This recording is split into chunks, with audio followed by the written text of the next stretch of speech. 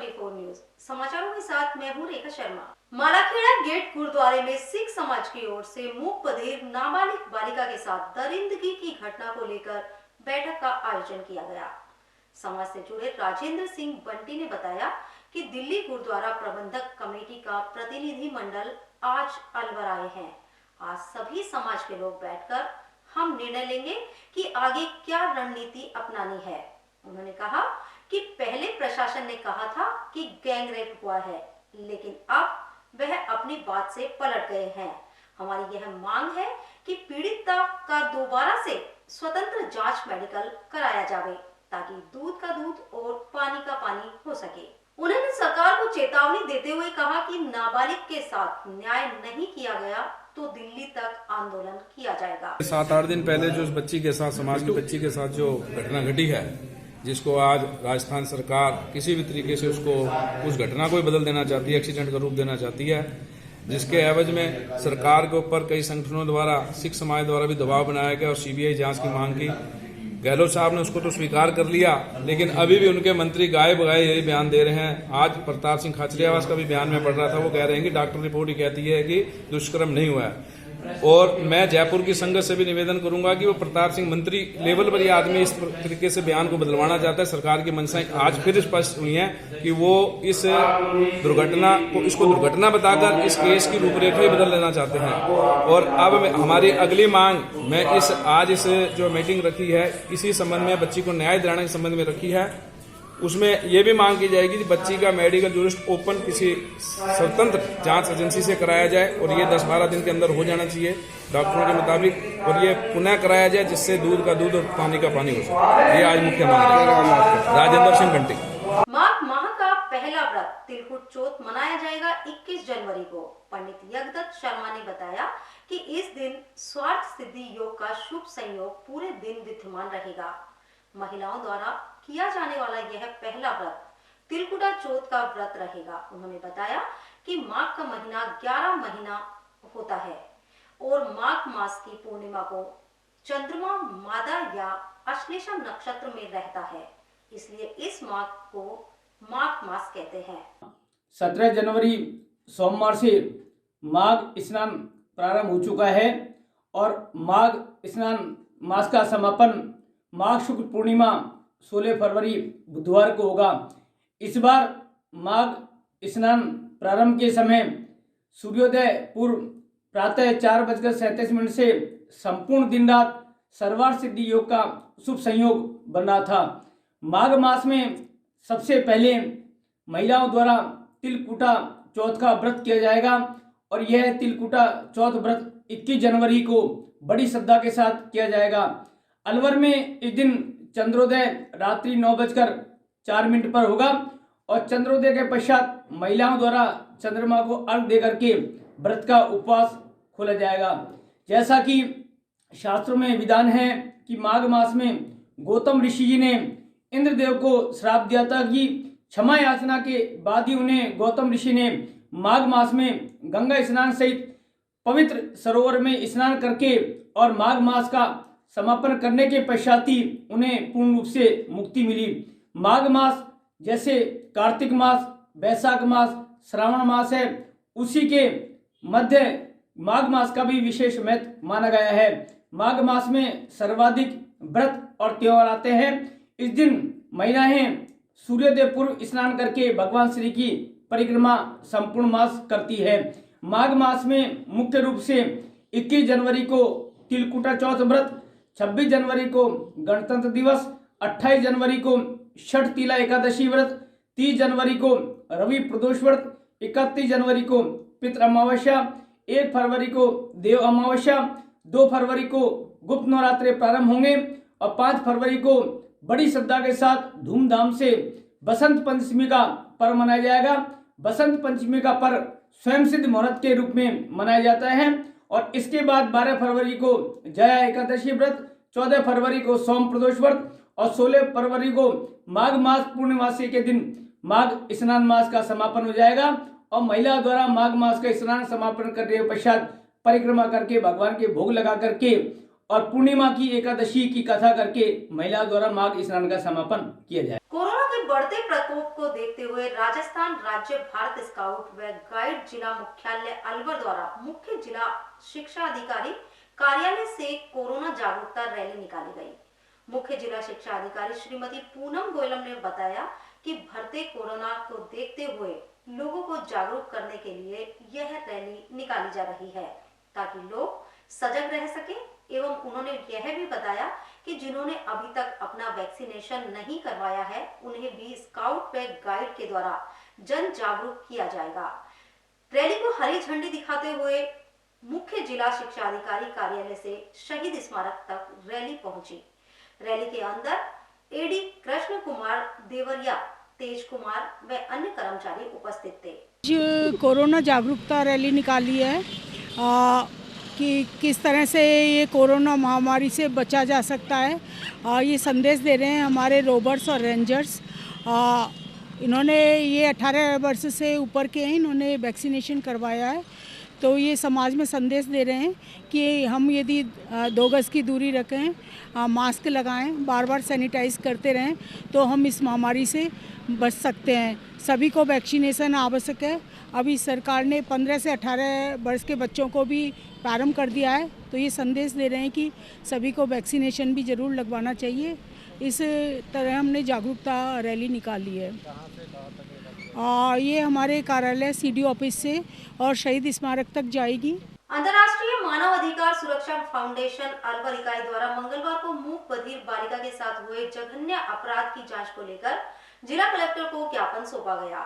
Foundation से जुड़े कृष्ण कुमार खंडेलवाल व अन्य पदाधिकारियों ने बताया कि इस घटना को घटित हुए 7 दिन व्यतीत हो चुके हैं, लेकिन पुलिस के हाथ अभी तक खाली है। उन्होंने बताया कि हमारी मांग है कि जल्द से जल्द इस जघन्य अपराध का पर्दाफाश करे और अपराधियों को गिरफ्तार किया जाए ताकि आमजन का सरकार के प्रति विश्वास बना रहे। फाउंडेशन के पदाधिकारी अलवर जिले के जो 7 दिन पूर्व एक जघन्य अपराध जो अभी एक बच्ची के साथ कांड हुआ है यहाँ पर, जिसके लिए प्रयास कलेक्टर साहब जिलाधीश महोदय जी कर रहे हैं बहुत।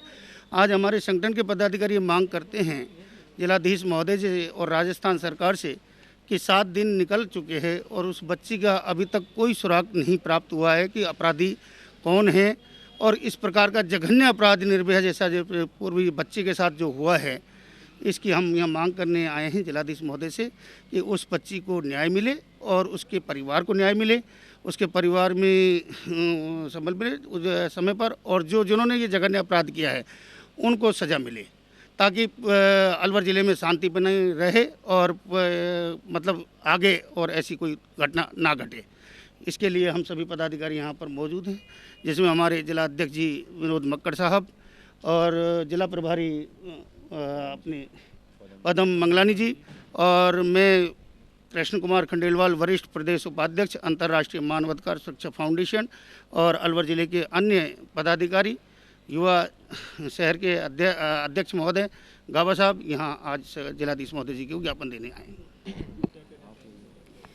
आज ये हमारा अंतर्राष्ट्रीय मानवाधिकार सुरक्षा फाउंडेशन, इसकी मैं अलवर जिला अध्यक्ष संतोष महिवाल, हम यहाँ शांतिपूर्वक ज्ञापन हमारे आदरणीय कलेक्टर साहब को देने के लिए आए हैं और हम अपील करते हैं उनसे कि जितना हो सकता है जल्दी से जल्दी उस अपराधी को पकड़ा जाए, क्योंकि जितना इसमें डिले होगा उतने ही अपराधियों के पर निकलते हैं और ये क्राइम जो हो रहे हैं बहुत ज़्यादा बढ़ते हुए जा रहे हैं। हमारा निवेदन है सरकार से और कलेक्टर साहब से कि सख्त से सख्त सज़ा उसको दी जाए ताकि आने वाले समय में आगे कोई ऐसा अपराध ना करे। धन्यवाद। पदम मंगलानी वरिष्ठ जिला प्रभारी अंतर्राष्ट्रीय मानवाधिकार सुरक्षा फाउंडेशन अलवर। मान्यवर, जो आज हम कलेक्टर साहब के पास आए थे सीएम के नाम ज्ञापन देने, जो ये जघन्य अपराध हुआ है एक बच्ची के साथ, गूंगी बहरी बच्ची के साथ जो हुआ है, आज 7 दिन होने के बाद भी अपराधियों का कोई सुराग नहीं है। इसके तहत हम कलेक्टर महोदय को वो ज्ञापन दिया है सीएम के नाम कि तुरंत टहला की धोली खान का कुछ हिस्सा ढह जाने से घटना के दौरान एक जेसीबी चालक काम कर रहा था, वह पत्थरों के नीचे दबने से उसकी मौत हो गई। ड्राइवर मलबे में 200 फीट गहरी खाई में दब गया। दीपक माइनिंग कंपनी, जिसमें आज सुबह ड्राइवर जेसीबी पोपलैंड के द्वारा कार्य कर रहा था, जेसीबी चालक बोधनलाल मीणा, जिसकी उम्र लगभग 40 वर्ष है, वह बरेली गांव का रहने वाला है। जब वहां अन्य मजदूरों के द्वारा पुलिस प्रशासन को सूचना दी गई तो मौके पर पुलिस जाब्ता पहुंचा और टीम ने जेसीबी की सहायता से मृतक को निकालने में लगी हुई थी। इसके बाद मृतक बोधनलाल मीणा को अस्पताल ले जाया गया और उसके परिजन मुआवजे की मांग को लेकर अड़े रहे। परिजनों का कहना है कि जब तक दीपक माइनिंग कंपनी में मुआवजा नहीं दिया जाएगा तब तक हम यहीं पर धरना प्रदर्शन करेंगे और डेड बॉडी को नहीं लेंगे। उसमें दफ्तर दब गया है। तुरंत ही मौके पर पुलिस आसपास के खानवारों से जेसीबी वगैरह की सहायता से उसकी जो लाश थी उसको निकाला गया। उसके बाद में यहाँ के स्थानीय निवासियों ने आक्रोश में आकर लाश के साथ में रोड पर जाम लगा दिया। लोगों से समझाइश की जा रही है, लोगों अवैध खानों की जाँच वगैरह और जो मुआवजे के लिए बात कर रहे हैं, खान मालिक की और उनकी बात चल रही है। लोगों को समझाइश की जा रही है, जल्दी मामले निपटा जाए। सर ये जो खान में जो व्यक्ति मरा है उनका क्या नाम था सर? उस व्यक्ति का नाम बोधनलाल है, जाति मीणा है, निवासी बेरली का रहने वाला है। तो क्या मामला था?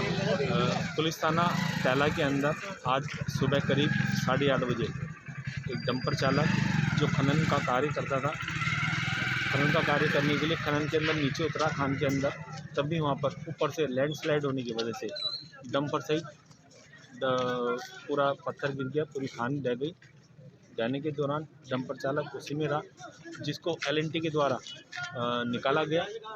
निकालने के उपरांत जब उसको बाहर निकाल के चेक किया गया तो मृत अवस्था में पाया गया। क्या नाम था सर डंपर चालक? मृतक का मदन लाल उर्फ बोधन, सनो प्रभाती लाल, उम्र 40 साल, बेरली का रहने वाला है। और अभी खनन के जो अधिकारी है एसडीएम साहब, सभी के द्वारा वार्ता की जा रही है। तुरंत ही इस मामले का सब कितने लोग थे इसमें खनन के अंदर? अभी एक एलएनटी वाला मजदूर था, एक डंपर चालक था, जिन्होंने एलएनटी वाला तो खतरे को भाग के साइड में हो गया, लेकिन ये डंपर को जैसे ही चला के ऊपर आ रहा था तब अचानक लैंडस्लाइड हो गया, इससे दबने के कारण इसकी मृत्यु। सर लोगों का कहना है कि जो अवैध खान के बारे में क्या कहना चाहोगे? ये जो खान है ये अवैध नहीं है, ये रजिस्टर्ड खान है। अब चूंकि इसके अंदर क्या सुरक्षा की दृष्टि से चूक हुई है उसकी अभी जांच की जा रही है। आपका सुना सर? हाँ जी। कलेक्टर के प्रति नाराजगी जताते हुए उनके निवास चैम्बर चस्पा किए बालिकाओं के साथ अलवर जिला कलेक्टर नंदुमल पहाड़िया द्वारा की गई अभद्रता के विरोध में भाजपा की ओर से कलेक्टर निवास के बाहर नंबरों की सूची चस्पा की गई। भाजपा जिला मंत्री जितेंद्र राठौड़ का कहना है कि अलवर पुलिस नकारा हो चुकी है। अलवर की घटना में अभी तक पुलिस को कोई सुराग नहीं मिला है। एसीपी कभी कहती है कि रेप हुआ है, कभी कहती है कि दुर्घटना है और आप कह रही हैं कि रेप की संभावना हो सकती है। आखिर बच्चियां न्याय के लिए जाए तो जाए कहां? हमने कलेक्टर निवास पर नंबर चस्पा किए हैं कि अगर पुलिस कुछ भी करने में असमर्थ रहती है तो आगे से ये कार्रवाई हम करेंगे। आज छात्र संघ अध्यक्ष रजनीश जैमन का कहना है कि कलेक्टर के पास हमारी बहन बेटियां न्याय मांगने गई थी तो उन्होंने धमकाते हुए उनके परिजनों के नंबर मांगे थे। हमने उनके पिता व भाइयों के नंबर चस्पा कर दिए हैं। आज सबको पता है कि 6-7 दिन से हमारे देश के अंदर ऐसी एक घटना हो चुकी है जिसके लिए पूरा देश शर्मसार हुआ है। उस शर्मसार घटना के यू टर्न एसपी ले रही है और कलेक्टर यू टर्न ले रहा है। एसपी कह रही है कि ये रेप हुआ है और कभी कहती है कि नहीं हुआ। इस यू टर्न को देखते हुए कलेक्टर साहब जब हमारी बच्चियाँ, हमारी बहनें उनसे मानने के लिए, अपने न्याय के लिए जाती है तो उनसे पापा का नंबर पूछा जाता है और पापा के नंबर दिया जाए, उनको धमकाया जाता है कि आप राजनीतिक क्षेत्र में मत आओ, क्योंकि कलेक्टर साहब को खुद को ही एमएलए बनना है कठुआ इस विधानसभा से, इसलिए वो डाटा तैयारी कर रहे थे। उन डाटा की तैयारी को देखते हुए हमने उन पिताओं के नंबर, उन भाई बहनों के नंबर हमने उनके घर के आगे चस्पा किया है, जिससे उनको पता लग जाए कि आपको नंबर चाहिए, इनसे पूछे। ये चाहते हैं कि इस बेटी को न्याय मिले, अलवर की बेटी को न्याय मिले। इस मांग को लेकर हमने कलेक्टर साहब को ये नंबर की लिस्ट दी है, जिसको देखकर वो फ़ोन करे और बच्चियों से पूछे कि आपको न्याय चाहिए, और ये अगर चाहे तो अपने डाटा के रूप में काम मिल सकते हैं, क्योंकि विधानसभा क्षेत्र में ये काम भी आएंगे। रजनीश जैमन, यूपी छात्र संघ अध्यक्ष। जी सर आपने चस्पा किया है लिस्ट नंबरों की, इससे क्या है? जो नंबर हमने चस्पा किया है इसका एक मूल कारण है कि हमारे अलवर की जो पुलिस है वो बिल्कुल नाकारा है, नाकामयाब हो चुकी है। अभी तक 11 तारीख को ये घटना है दुष्कर्म वाली, अभी तक इस पर कोई भी इनको सुराग नहीं मिला है। तो हमने वो चस्पा करके ये बोला है, अगर तुम्हारे नहीं कर सकते तो ये नंबर है, इन पर आप डायल कीजिए। तुम नहीं कर सकते हो तो ये कार्रवाई फिर आगे हम करेंगे। जिस तरह कलेक्टर साहब से मिलने हमारी बच्चियाँ गई थी, कलेक्टर साहब बोलते हैं कि आप किसके कहने से आई हो? माँ बाप के कहने से क्यों आई हो? यहाँ नेतागिरी करने आई हो तो आपके माँ बाप के नंबर दीजिए, जो उनको न्याय अनुचित है। उनको नहीं बोलना चाहिए था, जो उनके गलत वर्ड है। बच्चियाँ न्याय के लिए आई हैं, अपनी सुरक्षा के लिए आई हैं। जाएँ तो जाएँ कहाँ? प्रशासन के पास तो जाएंगी। हमारी सुरक्षा, आज सरेआम बलात्कार हो रहे हैं तो सुरक्षा कौन करेगा? प्रशासन करेगा। उल्टा प्रशासन ही बच्चों से उल्टा पड़ रहा है।